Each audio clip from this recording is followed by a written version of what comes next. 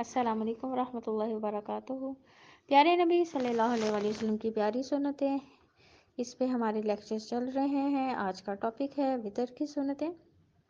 3 وتر پڑھنے والے شخص کے لیے پہلی رکعت میں سورۃ فاتحہ کے بعد سورۃ الاعلیٰ، دوسری رکعت میں سورۃ فاتحہ کے بعد سورۃ الکافرون اور تیسری رکعت میں سورۃ فاتحہ کے بعد سورۃ اخلاص پڑھنا مسنون ہے۔ یہ ترمذی کی حدیث ہے۔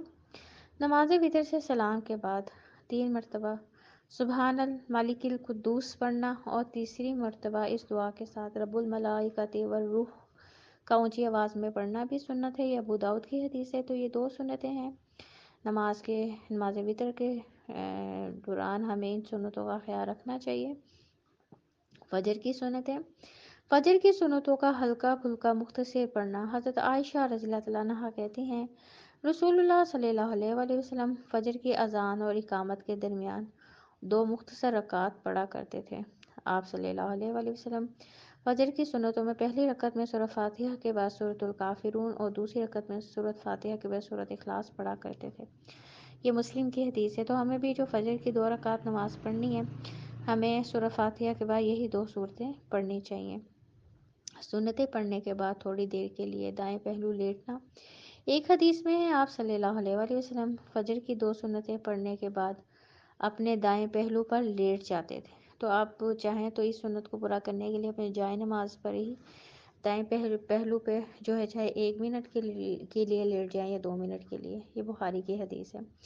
نماز فجر کے بعد مسجد میں بیٹھے رہنا۔ رسول اللہ صلی اللہ علیہ وآلہ وسلم نماز فجر کے بعد اس وقت تک اپنی جگہ پر بیٹھے رہتے جب تک سورج طلوع ہو کر بلند نہ ہو جاتا۔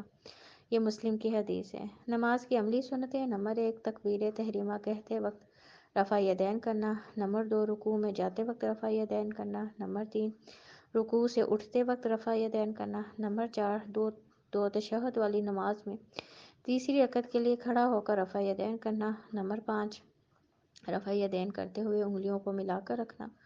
نمبر 6 رفع یدین کرتے ہوئے انگلیوں اور ہتھیلیوں کو قبلے کی سمت سیدھا رکھنا۔ نمبر 7 رفع یدین کرتے وقت ہاتھوں کو کندھوں کے برابر یا کانوں کی لو تک اٹھانا۔ نمبر 8 دونوں ہاتھوں کو سینے پر اس طرح رکھنا کہ دایاں ہاتھ بائیں ہاتھ کے اوپر یا دائیں ہاتھ سے بائیں ہاتھ کی کلائی کو پکڑنا۔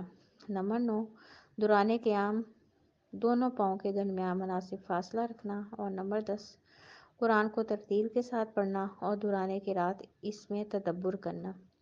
تو یہ نماز کی عملی سنتیں ہیں۔ ان سنتوں پہ عمل کر کے جو ہے ہم نماز کا ثواب بھی حاصل کر سکتے ہیں اور سنتوں کا ثواب بھی حاصل کر سکتے ہیں۔ اللہ تعالیٰ ہم سب کو سنت طریقے سے نماز پڑھنے کی توفیق دے۔